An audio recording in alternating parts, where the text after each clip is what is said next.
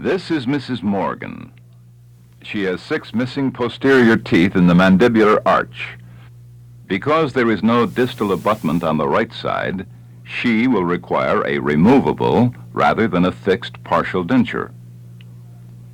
From the University of Texas Health Science Center in San Antonio, Dr. Kenneth Rudd, Professor of Prosthodontics and Associate Dean for Continuing Dental Education, presents Removable Partial Dentures.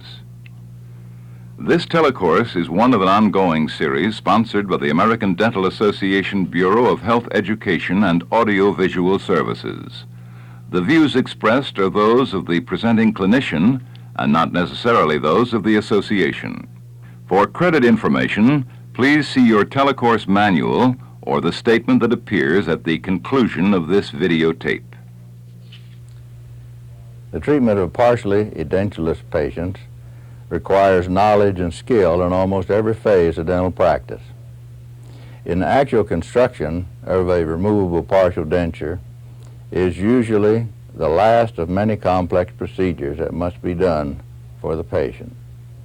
A logical, properly sequenced treatment plan is essential to successful treatment. All surgery, periodontic and endodontic procedures, and other restorations have been completed for Mrs. Morgan. In this program, we'll confine our treatment to making a mandibular removable partial denture. We'll discuss an impression technique, the design of the diagnostic cast and making the master cast, fitting the partial to the mouth, instructions to the patient, and the first follow-up appointment. Before Dr. Rudd begins to discuss the patient case, please open your workbook to the outline to follow the telecourse. Throughout the program, you will be asked to answer self-assessment questions. Mark your choice of answer on the workbook as the questions come up. Now let's consider Mrs. Morgan. As with all other patients, during the first appointment, she answered a health questionnaire. Her blood pressure was taken, she was given an oral prophylaxis, and a radiographic survey was made. I examined her mouth to identify any condition requiring immediate attention. If nothing is urgent, I make impressions for the diagnostic cast. Whenever a partial denture is being considered, diagnostic casts are always made. I ask the patient to return for a second appointment when I know I will have the cast designed. At the second appointment, diagnostic casts are mounted if the procedure was not accomplished earlier. Then a definitive examination of the oral cavity is completed. The radiographs are interpreted and correlated with the clinical findings. If I determine that consultation with a medical or dental specialist is needed, I make the appropriate referrals. When all of the diagnostic data are available, they are analyzed and a definitive treatment plan is formulated. The diagnostic procedure cannot be considered complete if it does not include the evaluation of accurate diagnostic casts. These casts help us analyze the contours of both the hard and soft tissues of the mouth. They serve to determine the type of restorations to be placed on the abutment teeth and whether surgical correction is needed. The designed diagnostic casts act as a blueprint for the placement of restorations, recontouring of teeth, preparation of rest seats, and the design of the partial denture. When accurately mounted on a suitable articulator, diagnostic casts permit us to determine the adequacy of inner arch space, the presence of over-erupted or malposed teeth, as well as tuberosity interferences. Casts also help us present the treatment plan to patients in a clear manner. Patients are more likely to approve of the plan if they can actually see the problem, rather than just having it described. During the second appointment, the patient's occlusion is evaluated intraorally and with a diagnostic mounting if necessary. Radiographs show that the crown-root ratio of the remaining teeth is very favorable. The periodontal ligament space and lamina dura of the prospective abutment teeth are within normal limits. This cannot always be seen for each tooth because it depends on the angle of the rays in the film. The bone of the residual ridge in the edentulous areas is dense and well formed. The casts are removed from the mounting, and we are now ready for the mouth preparation using our diagnostic cast as a guide. Completely designed diagnostic casts should accompany the work authorization order and master cast to the laboratory. It is the dentist, not the laboratory, who is responsible for the design of the restoration. To design diagnostic casts, we use a surveyor and color coding drawn with wax pencils. Red is for areas to be ground, prepared, or recontoured. Blue for acrylic resin denture bases. Brown for metal framework or metal denture base. And black for the survey line and tissue undercut areas which are to be blocked out. First, locate the rest areas to be prepared. Indicate these areas by a red mark on the base or capital portion of the cast, not on the teeth. Draw on the teeth in red any cuspal relief needed for additional rest clearance. The lingual aspect is examined for the required space for rests, indirect retainers, and for major connectors. Draw a black pencil line on the lingual surface of the upper anterior teeth using the lower anteriors as a guide. This is done to determine the gingival and occlusal limits of any proposed rests or indirect retainers. Fasten the cast to the cast holder and determine the tilt of the cast by making the proximal surfaces of the abutment teeth as near as possible parallel to each other. Then examine the undercut areas and determine the type of clasp that can be used. Then tripod the cast so it can be removed and remounted in the same position. If teeth that are to be clasped need recontouring, indicate the location and extent of the proposed alteration with red. Now remove the cast from the holder, and with a red pencil, draw the extent of the rest areas to be prepared in the mouth. Complete the denture base areas by outlining them in blue if acrylic resin bases are desired. Use brown pencil to outline the metal retention for the acrylic resin denture base.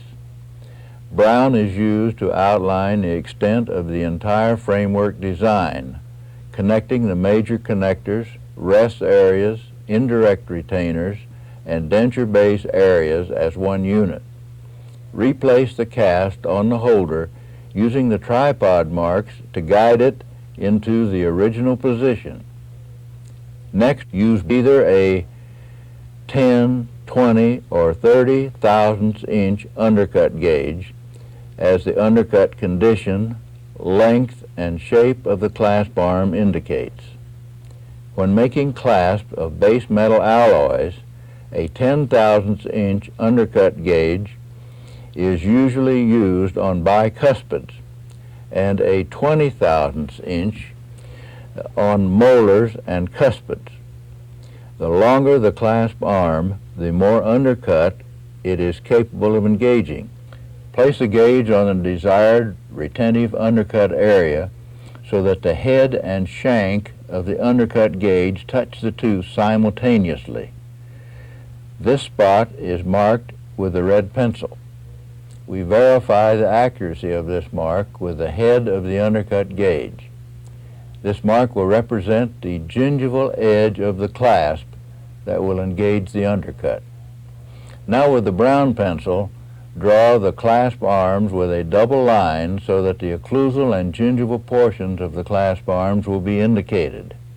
Next, mark the position and extent of undesirable tissue undercuts or tori that may interfere with the insertion and function of the removable partial denture. The design of the diagnostic cast is now complete. I chose to use a wire clasp on this right bicuspid and put it into a 020 undercut, use 18 gauge wire. because even though it's a distal extension partial, I could not get a bar type clasp into this area. There's a soft tissue undercut, and the tissues are very thin in this area. There's not much attached gingiva at all. I used this kind of a lingual bar in order to stay up away from these tori. I wanted to go over the top of the tori, so I had to come up onto these teeth and then break down and come across with a regular lingual bar. In that way we can stay above these rather than having to try to cover them or have them removed. In this area I chose to use a plastic tooth and just grind it in to fit in this area, kind of a tooth situation.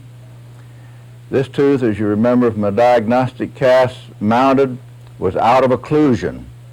So I elected to cover that with metal and then cover the metal with plastic as we went through. The rest of these are Acres type clasp, because circlate clasp, this is all tooth supported on this side. And an indirect retainer in this area as far away as we could get to counter out the balance. Let's consider the mouth preparation procedures. These oversized models show 4 basic rest preparations. 2 for occlusal rest on the posterior teeth, 1 for the incisal rest, and 1 for cingulum rest. These are the occlusal rests like we use for Mrs. Morgan. Rests are prepared so that they are spoon-shaped on the posterior teeth and V-shaped or hook-shaped on some anterior teeth. They should be prepared so that the vertical forces will be directed along the long axis of the tooth as much as possible. This way they won't exert pressure on inclined planes. A rest preparation should not extend into the dentin or destroy the contact area. The depth and extent of the rest seat should be sufficient to accommodate at least 1 millimeter of metal over the marginal ridge so that the rest will withstand the forces of mastication. The width of the rest seat at the marginal ridge should be approximately 1/2 of the distance between the tips of the buccal and lingual cusps on the posterior teeth. Box-like preparations or those with sharp angles should be avoided except when using special techniques. You may need to slightly alter the shape and contour of some teeth in order to create a more favorable clasp position, a more ideal retentive undercut, or to establish more desirable guide planes. If tooth surfaces are ground, the surfaces must be smooth and thoroughly polished. Let's look at the procedure for producing accurate master casts. Irreversible hydrocolloid or alginate is probably the best material for making impressions for diagnostic and master casts. It is easy to use, accurate, and relatively inexpensive. However, alginate can deteriorate rapidly at high humidity and temperatures above 80 degrees Fahrenheit. Once a can of alginate is opened, it begins to deteriorate within 4 days. Therefore, storage is very important. Alginate should be stored at between 50 to 80 degrees Fahrenheit. Open cans must be well protected from moisture, and all alginate should be discarded if over 1 year old. Alginate can be purchased in pre-weighed sealed envelopes containing enough for 1 impression. However, it is less expensive to use alginate in the bulk form. When a can of alginate is first opened, accurately weigh all of the contents into 3 scoop amounts, varying from 23 to 28 grams depending on the brand of alginate. I prefer to use Geltrate because I find it is compatible with a large variety of dental stone. This predetermined quantity is adequate for most impressions. The weighed alginate is then stored in sealed plastic bags or small ointment jars, labeled with the date and amount of water to be mixed with each. You will need to vary the water-powder ratio until the mix is of a consistency you prefer. Once determined, the ratio should always be the same. This practice will give a mix that is consistent at all times. To mix alginate, use only distilled water. Tap water contains minerals that can adversely affect the accuracy and setting time of alginate. You can control the setting time by varying the water temperature. While most manufacturers recommend using water at 70 degrees Fahrenheit, warmer water makes the mix set faster and colder water slows the setting. A thicker or thinner mix will make the alginate set faster or slower, but the setting time should not be controlled by varying the consistency of the mix, since this changes the handling properties of the alginate. Whether you mix the alginate and water by hand or vacuum mechanical spatulation, the objective is a smooth, bubble-free mixture. Vigorous hand spatulation should continue for a full 60 seconds by the clock. Vacuum mechanical spatulation requires 15 seconds of mixing at 27 inches of mercury. Complete spatulation removes trapped air, resulting in a smooth, creamy mix. An incompletely spatulated mix will appear lumpy and granular and will result in a pitted cast. A potential problem with alginate is its tendency to stick to clean teeth. Usually it sticks to the flat labial and buccal surfaces and occasionally to the tips of the cusps. Rarely will it stick to the lingual surfaces. Sticking will cause an inaccurate impression and cast. When alginate sticks, the buccal or facial surfaces will have a characteristic rough and scaly appearance. Therefore, always examine the labial and buccal surfaces immediately after removing the impression. If it sticks, alginate will have to be scraped off of the teeth as it adheres tightly. To concentrate your thoughts on this particular problem area, answer question 1. More than one answer may apply. The alginate has stuck to the teeth so that the impression is distorted. What are the probable causes of sticking? A. The teeth are clean. B. The alginate mix is too thick. C. The teeth are too wet. D. Alginate was wiped on the teeth too vigorously. E. The patient rinsed with astringent.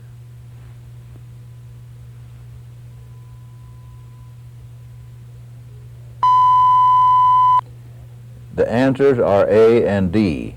Alginate tends to stick to clean tooth surfaces, and when it is wiped over the teeth too vigorously.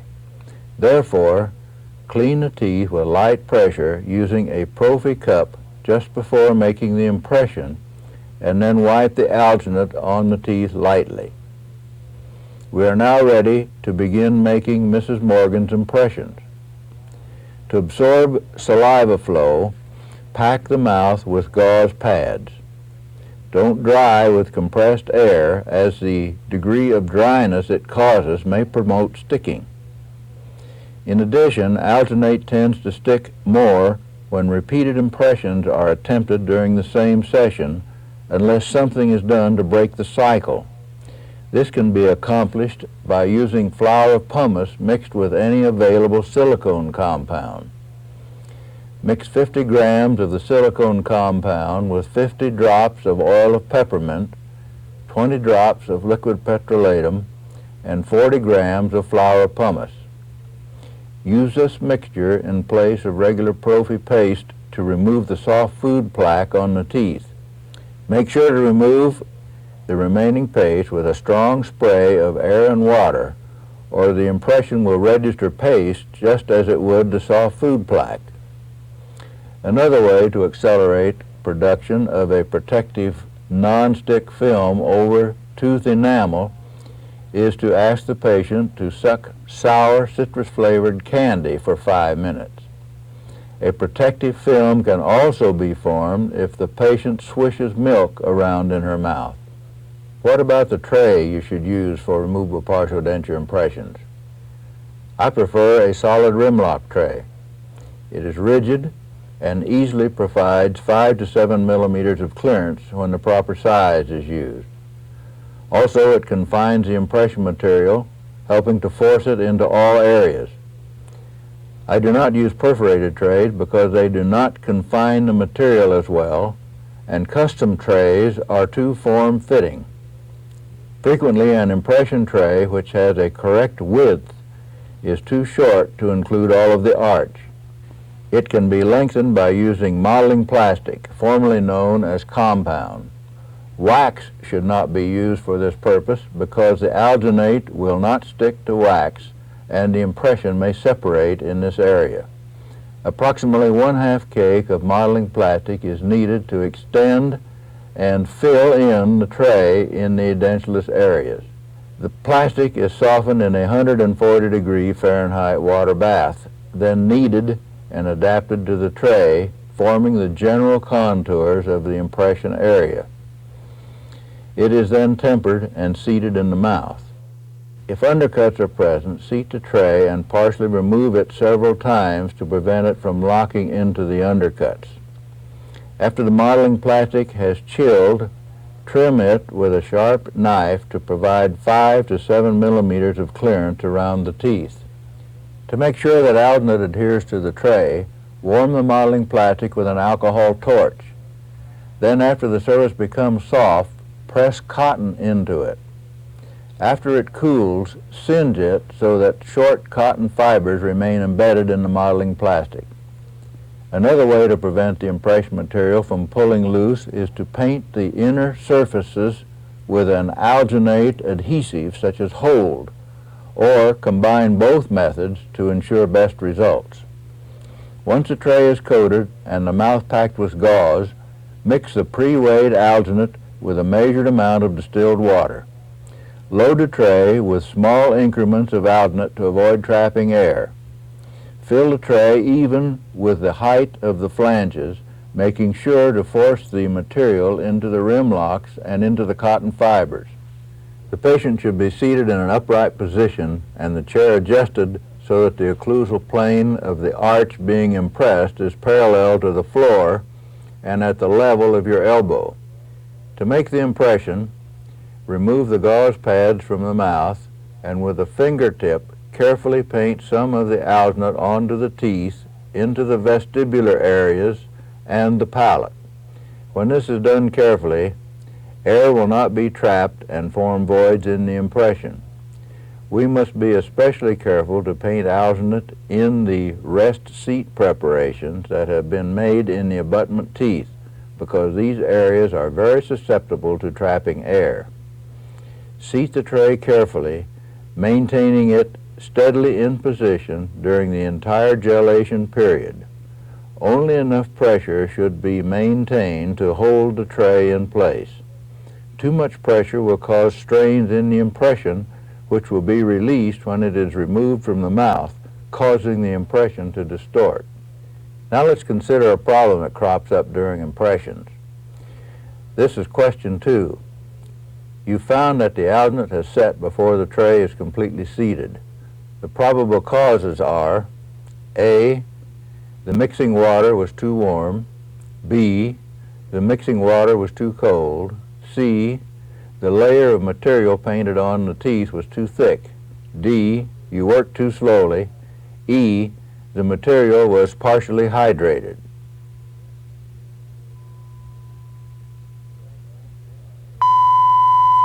The correct answers are A and D.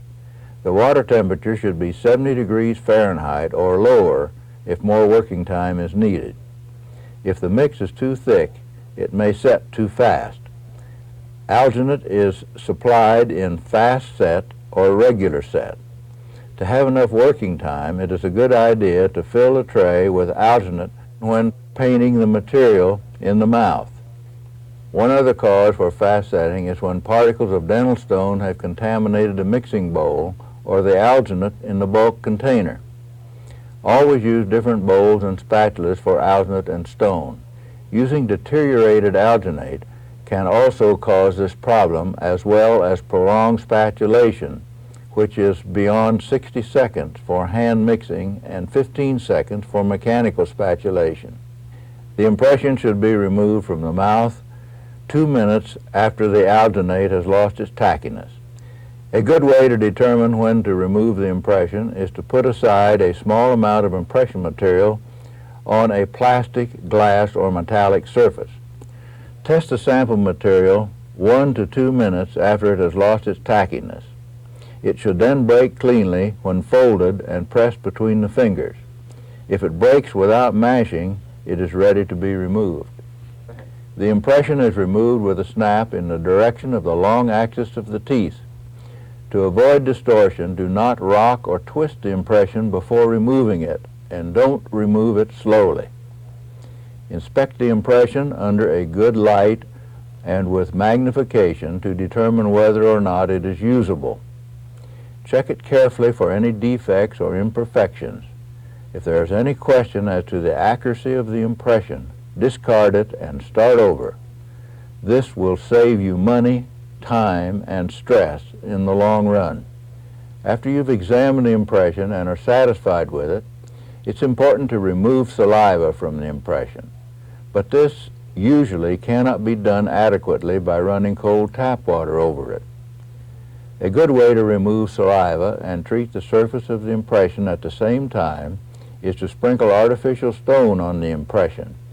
Add a little water and scrub it lightly with a soft camel's hair brush. The stone adheres to the saliva, acting as a disclosing agent. It reacts with the alginate on the surface of the impression and will provide a smoother surface on the cast. Remove all stone by flowing cold tap water and scrubbing lightly with the brush. When this procedure is followed, a reaction takes place between the alginate and the stone. The residue from this reaction is washed away as the stone is removed. The surface of the alginate will then feel slightly grainy and not slick. Trim the excess alginate, extending beyond the back of the tray with a sharp knife. Cut toward the tray to avoid pulling the alginate loose. If excess alginate cannot be trimmed because the tray was a little short, then suspend the tray by its handle. If the tray is laid on a bench, the alginate that extends beyond the tray will touch the bench, thus causing the impression to be distorted. The next step is to rinse the impression thoroughly in a 2% potassium sulfate solution. This procedure helps to improve the surface of the cast. The potassium sulfate does not react with the alginate, but with the stone, causing it to set more rapidly. Remove excess moisture with a gentle stream of air. Never use a strong blast because it can separate the alginate from the tray. Use some absorbent tissue to blot excess moisture from tooth indentations. Don't over-dry the impression. Its surface should glisten without excess liquid accumulation. Now we're ready to pour the master cast in high-strength Type 4 dental stone like the one used for fixed partial dentures. The technique for making diagnostic casts should be as exacting as the one used for making master casts. The only difference is that the diagnostic cast can be poured in less expensive stone.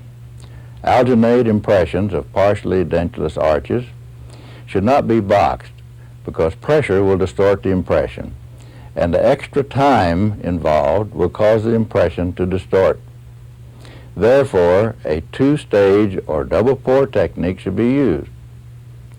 The reason is that this produces a cast in which the teeth and soft tissue areas are the most dense and the hardest parts of the cast. This is not the case when a single pour is used and the impression is inverted on the same mix of stone to form the base. Weigh 100 and 200 gram portions of the stone and store them in 4-ounce ointment jars or plastic bottles. Label the amount of water required for the mix. Never use stone from open containers for a master cast, since it probably will have been contaminated by moisture and other gypsum products if the scoop is used interchangeably.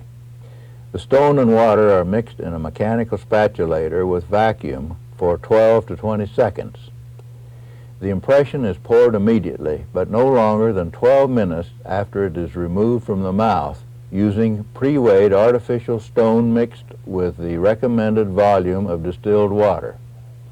Using a mechanical vibrator, carefully flow the stone into the impression until the periphery is covered by 5 to 7 millimeters of stone.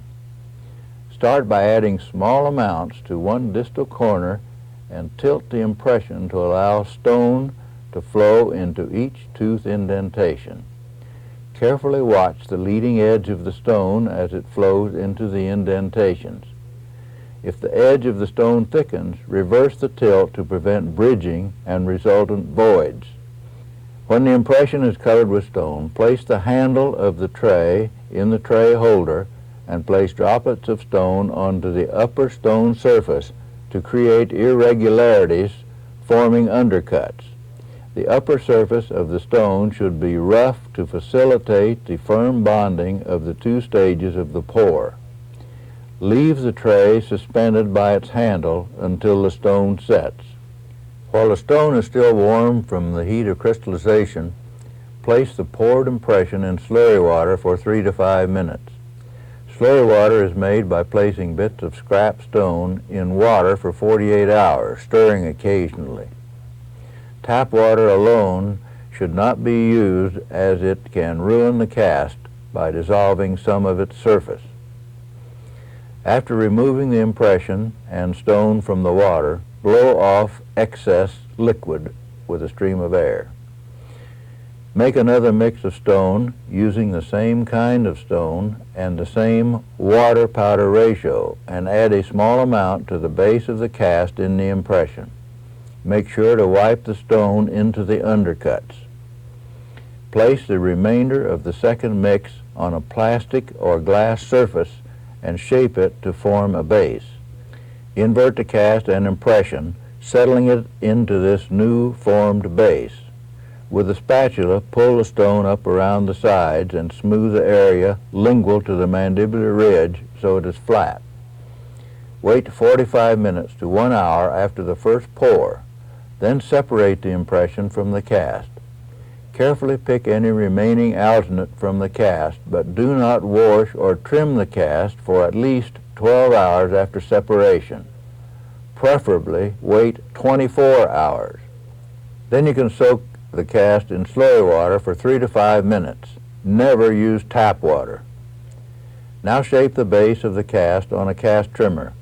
As the grinding proceeds, rinse the cast in slurry water periodically to remove the grinding sludge that accumulates. Remove remaining sludge with a camel's hair brush. Do not use a brush with stiff bristles, as it will scratch the surface of the cast. If the entire grinding procedure is completed before the cast is rinsed, some of the sludge will adhere to the cast and cannot be removed. After the casts have dried, inspect them carefully. If any stone nodules remain, carefully remove them with a sharp instrument or dental explorer. I believe this procedure is the dentist's responsibility, because I must make the partial denture fit the mouth. If the nodules are removed carefully, there will be less chair time involved when the patient returns. This is a good time to identify the casts by marking them with an indelible pencil. If the casts can be unmistakably hand articulated, they are ready to be mounted and sent to the laboratory. Should there be any doubt about the articulation of the two casts, the patient should be brought in for a third appointment and a jaw relation record made, which will be used to mount the cast. Now here's another problem area. Question 3. The cast has a soft surface. What could have caused this problem? A. Too little water was used in the mix of stone. B. Too much water was used in the mix. C. The stone was spatulated too long. D. A double pour was used when making the cast. E.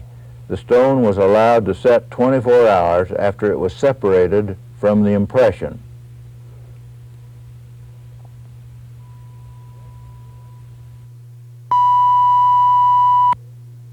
The correct answer is B.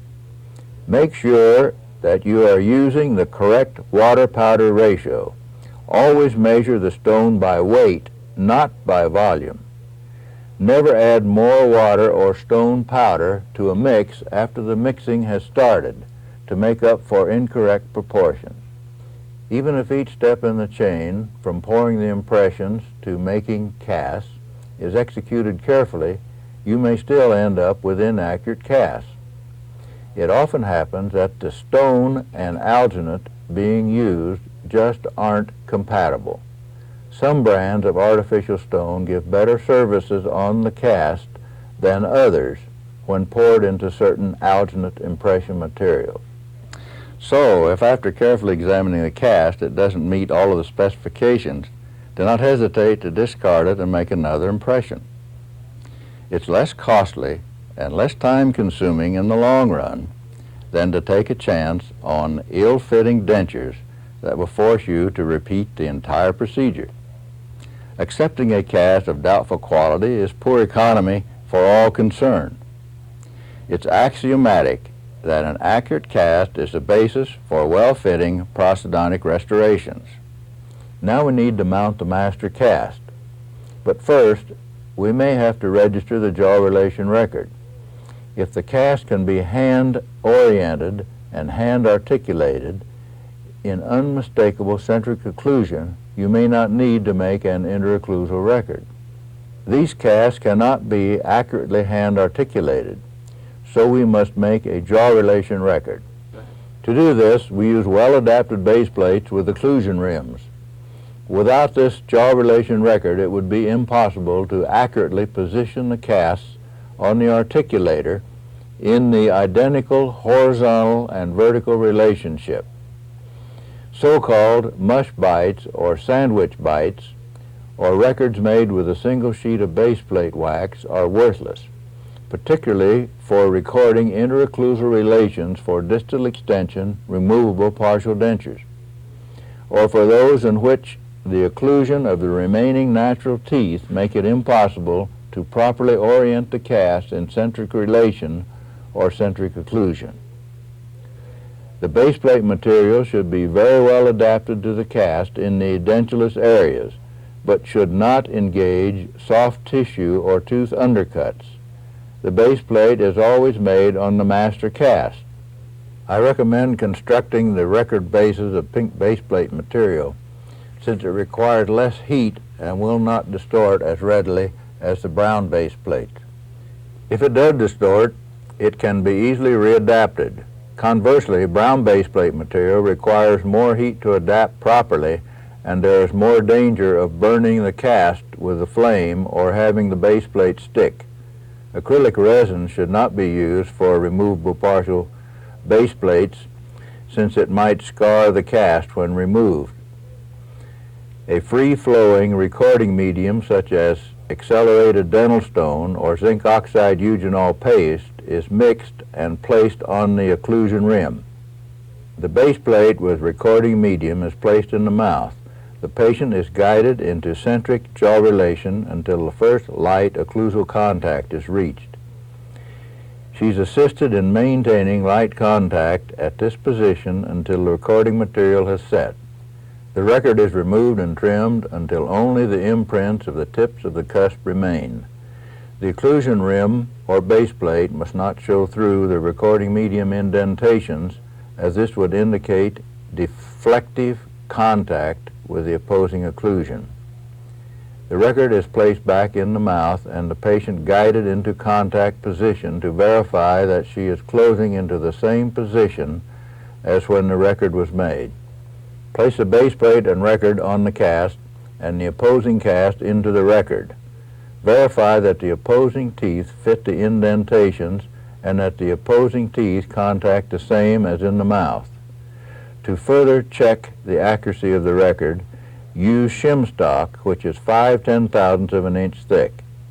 You hold the cast together and put the shim stock between a couple of teeth that contact and see if they resist removal of the shim stock when it is pulled. Do the same procedure on the same two teeth in the mouth. If resistance is the same, the jaw relation record is accurate. I make a face-bow recording at this time to check the accuracy of the cast and to make it easier to mount the cast. Now, before we go to the next procedure, let's consider question 4. The base plate for making a jaw relation record must be made on the master cast rather than the diagnostic cast because A, the surface of the diagnostic cast is more dense than that of the master cast. B, the master cast is the only cast needed for designing. C, the master cast is more durable and less sensitive to heat. D, a base plate made on the diagnostic cast will not fit the master cast.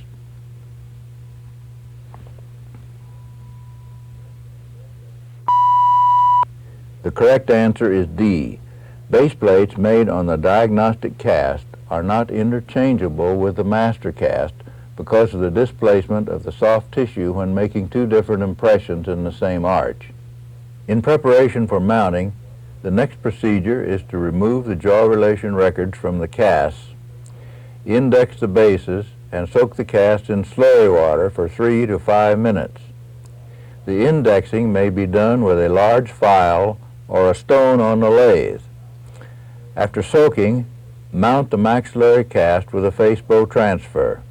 Then place the jaw relation record on the cast and mount the mandibular cast in the articulator. A mix of dental stone and concentrated slurry water is used to mount each cast in the articulator. The mounting stone should not extend onto the lateral surfaces of the cast or the outer surface of the mounting rings.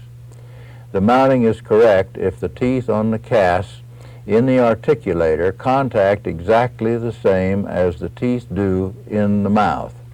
In addition to the diagnostic cast, the laboratory will also receive the master cast and a work authorization order. Be sure to include the mold, type, and shade of the teeth to be used. If it was necessary to mount the master cast because they could not be hand articulated, I send the articulator to the laboratory with the mounted cast. When this is done, the cast should be removed from the articulator and packed separately. I always ask the laboratory to make duplicate master casts of stone. The lab makes this cast after blocking out the master cast and making a refractory cast. When the laboratory completes the framework, it is returned to me on the duplicate master cast, along with the master cast and diagnostic cast for the framework try-in. I examine the casting to determine that they have followed my design. I fit the framework to the master cast, then place the cast back in the articulator on the index mountings and adjust the rest until the teeth contact. Now I am ready to inspect the casting. Under bright light and magnification, I examine the casting for defects such as nicks, pits, or repairs, especially in the clasp. I also examine inside the clasp to see where stone from the cast has been deposited. I would expect to see it on the retentive tips of the clasp, but nowhere else. If it is on a part of the clasp that is not flexible, I know I will have to grind that area to get the framework seated in the mouth. I do not grind it now, but wait until the disclosing wax indicates where grinding is necessary. The patient returns for the framework try-in. We begin by placing disclosing wax on every part of the casting that touches a tooth. This is done by heating the wax and flowing it on in a thin layer. Then the casting is seated firmly into the patient's mouth. Press as hard as you can, straight down or straight up. Do not rock the framework. You cannot apply enough pressure to hurt the patient. The casting is removed from the mouth and examined again. The thickness of the wax underneath the occlusal rest tells how much the partial denture lacks being seated in the patient's mouth. The metal will show through in various small areas, which should be ground. A number 2 carbide burr is best for grinding the framework. Note that the wax will turn black in certain areas because of this grinding. Wipe out the blackened wax with a pledgelet of cotton held in cotton pliers and flow new wax in, seating the restoration into the patient's mouth once more with hard pressure. Repeat this procedure until the restoration is accurately seated. Then take it out of the mouth and remove all of the disclosing wax from the casting. Heat it slightly over a flame, holding it in cleansing tissue, and blow air on it so that the wax drops into the tissue. Now here is question 5. Disclosing wax is essential when seating the framework. What is the best method for seating after the wax has been applied? A. Place the framework in the mouth and have the patient bite it into place. B. Place the framework in the mouth and apply pressure by rocking back and forth. C. Apply heavy force near the rest, seating the entire framework evenly. D. Seat the framework lightly so that too much wax is not displaced.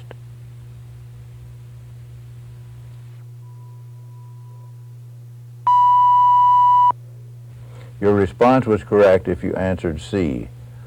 Always make sure that the framework is seated evenly in all areas and that heavy pressure is applied. Remember that you will hurt your fingers before you hurt the patient. The next procedure is to mount the duplicate master cast. When the framework is free of wax, it is time to adjust the occlusion. Have the patient close with no framework in the mouth and note how 2 opposing teeth contact. Seat the framework in the patient's mouth and have the patient close. Look at the same 2 teeth.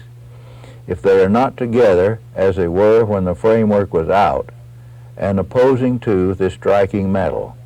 Locate the contact and grind the interferences until the teeth are in correct contact again. If unable to hand articulate the duplicate master cast, make another jaw relation record.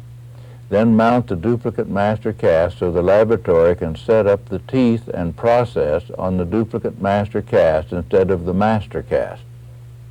To make a jaw relation record, put base plate wax in the edentulous areas of the framework and place the framework in the patient's mouth. Ask the patient to close until the teeth touch, making sure the framework does not move. Then remove it and use this jaw relation record for mounting the duplicate master cast in the articulator. The framework and all casts are returned to the laboratory where the teeth are set for a try-in. If the partial denture is replacing only posterior teeth, there is no need for a set-up try-in if we are sure the casts are mounted in the articulator accurately and in centric relation. If the aesthetic appearance is good, the partial denture is returned once more to the laboratory where it is invested, packed, processed, and polished. The duplicate master cast will be destroyed when the partial is recovered after processing. Undercuts on the master cast should be cut away and the partial seated on the master cast. Since the master casts are already mounted, the occlusion can be examined and corrected if it is wrong. If we do not have the master cast, as would be the case if the partial denture were processed on it rather than the duplicate master cast, we would have no way to mount the partial in an articulator without making another impression. So we could not prove that the framework did not fit the cast if it were sprung in the laboratory after the framework try-in. Therefore, since we've kept the master cast, we are able to examine the casting and prove to the laboratory that it doesn't fit the master cast, if this is the case. The cost of obtaining a duplicate master cast obviously pays off in some instances. The patient returns to receive the partial denture. Disclosing wax is flowed along the peripheral border of the denture base area. Seat the partial in the mouth and pull up on the cheeks to see if the disclosing wax is displaced from the border. Wherever the pink shows through, the denture base is too long and has to be shortened. Otherwise, it will cause soreness and may move the teeth. Shorten it some and repeat the procedure using disclosing wax until the pink acrylic resin of the denture base no longer shows through. If there is a question about whether the denture base fits the ridge or not, use a different kind of disclosing material. Cover the entire tissue side of the denture area of the partial denture with PIP paste, a zinc oxide paste. Then place it in the mouth and apply pressure. If the acrylic resin shows through the wax, it indicates a pressure area that must be relieved. When the denture borders and the denture base are adjusted, we turn our attention to the occlusion and examine the occlusal contacts in all excursions. The denture teeth should touch at the same time, but not before the natural teeth in centric and all excursive positions. I believe it is best to use acrylic resin denture teeth if they are opposed by natural teeth or amalgam restorations. When gold restorations are opposing, gold occlusals can be made on the denture teeth. The next step at this appointment is to instruct the patient on the proper insertion and removal of the partial denture. The partial denture is placed in the mouth and seated firmly with finger pressure. The patient should never bite the partial denture to place. Mrs. Morgan is instructed to place a fingernail under the clasp to release the partial and remove it. The denture must come out evenly. Never try to loosen one side then the other, because it might hurt the teeth and bend the prosthesis. To keep the denture clean, the patient must obtain a clasp brush so that she can get at unreachable areas of the prosthesis, which are under the rest and inside the clasp. When a regular toothbrush is used, the area that fits around the teeth is missed. Neglecting it might cause the teeth to decay. The denture must be brushed preferably after each meal. If this can be accomplished, it should at least be removed, rinsed after eating. The denture should not be worn during sleep. At the very least, it must be removed 4 hours every day to allow the tissues to rest. Some patients who don't have enough teeth to keep the jaws apart might damage their teeth through grinding during sleep. However, keeping the prosthesis in is not the answer. They should wear a night guard instead of a partial. Sometimes calculus will accumulate on the lingual bar or on the side. There is no need to return to the dentist to have it cleaned. Just immerse it in plain table vinegar for 20 minutes, then brush and rinse it. Repeat this until the calculus is removed. At night, the denture should be kept in a special container with a denture cleaner such as Holident or Dent. When not worn, denture should always be kept in liquid solution. Otherwise, the plastic will dry out and change shape. After this appointment and instruction session, the patient goes home and is instructed to wear the denture all night, just for this one time. I ask the patient to see me the next morning for a follow-up appointment. When she returns, I ask whether she had any sore spots, any problem, did any of the teeth hurt, anything else that bothers her, did she bite cheek, can she talk without difficulty. I want a general idea of how the patient is doing with the partial. I take the partial denture out of the mouth and examine the soft tissue to see if they have changed color. If it is a severe pressure area, it will be white. That usually means that the denture is cutting severely the tissue. However, it may indicate a chronic condition which should be investigated. If the area is red, it means that while the patient may not be aware of soreness, sooner or later the pressure will have to be relieved, so we do it now. I adjust the denture, putting the disclosing wax on the area that has caused tissue changes. Then I place it in the mouth, apply pressure, and remove it. The exact area that I must grind will be indicated by the denture base showing through the white wax. That is, the metal or plastic show through wherever the pressure area is located. It is always accurate, much more so than trying to move the spot with a pencil. I grind the area, place it back in the mouth with additional disclosing wax on it, and keep repeating this procedure until the plastic bundle doesn't show through. Then I know the problem has been taken care of. Once I've adjusted the denture to either sore areas, I next examine the patient's teeth using the handle of the mouth mirror and finger. The patient might have told me when I questioned her that she had no sore teeth, yet sometimes I find that by checking the teeth this way, the patient says they're sore. Systematically, and I push a tooth to the lingual and ask if it hurts. Then I push it facial, to the mesial, to the distal, and parallel to the long axis, going from one tooth to the next and asking if it hurts. For instance, if the patient says that a tooth hurts when I press it to the lingual, it means that there is pressure on the facial surface of the tooth. Thus, I can tell exactly where to look for pressure points. When the patient is seen the very next day for the follow-up appointment, the teeth will only be sore when pushed in the direction where the partial is causing pressure. This is not the case if several days lapse before the follow-up appointment. Then the teeth will be sore when pushed in each direction. To relieve pressure, flow disclosing wax in the facial clasp arm that goes around the sore tooth. Place it in the mouth, remove it, and it will disclose the pressure area. Grind it and repeat the process until the metal doesn't show through. Therefore, if you ask patients to come in the next day and you check the tissues and the teeth in this manner, you can prevent further problems. Some patients are grateful for this, particularly those who had a partial denture in the past and recall going back continually because their mouth and teeth were sore, or the teeth shifted, causing many problems that could have been avoided. It's no good to tell a patient, go home, and if it bothers you, call me.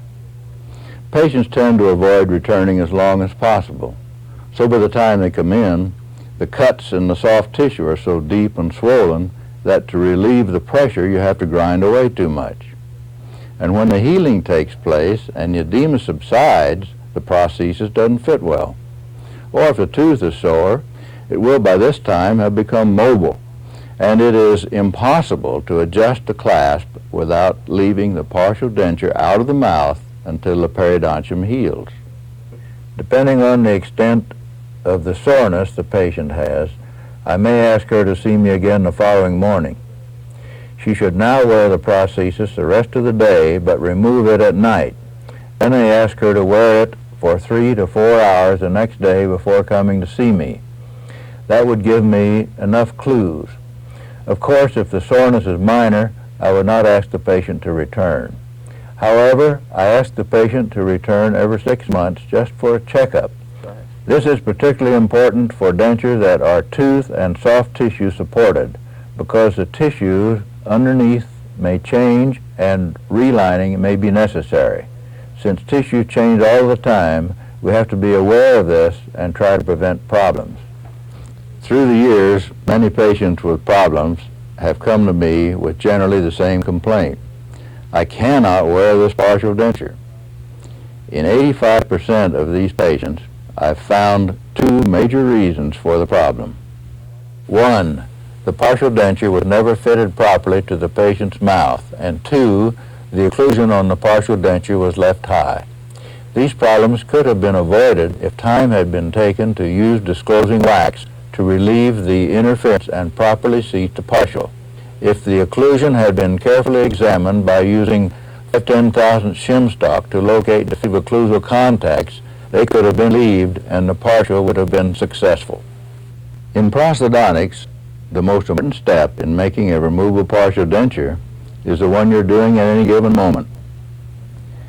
When an exacting procedure is followed, making a removable partial denture can be a very rewarding experience for the dentist, the laboratory technicians, and the patient. This has been Removable Partial Dentures with Dr. Kenneth Rudd, Professor of Prosthodontics and Associate Dean for Continuing Dental Education at the University of Texas Health Science Center in Antonio.